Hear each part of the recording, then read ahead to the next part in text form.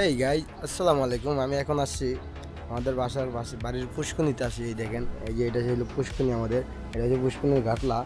এখন আমি যাচ্ছি আমার চাচাতো ভাই জনির কাছে যাব অবশ্যই। সে কালকে লালমন গেছিলো, এখনো আসে নাই।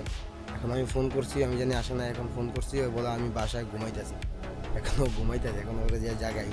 ঠিক আছে, চলেন যাওয়া যাক, কী করে পরিস্থিতিটা হয়, কী দেখা যায়, কী করতেছে। মেবি যতটুকু সম্ভব হয় শুয়েছে, ফোন টিপতে আছে, আমি যতটুকু জানি। ঠিক আছে, এর বিষয় কিছু করে না অবশ্যই। এখন যাই যাই দেখি আর কী করতে আছে।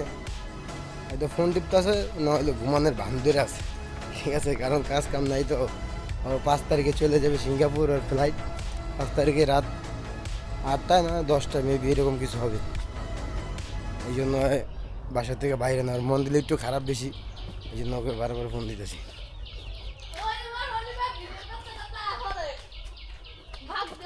ও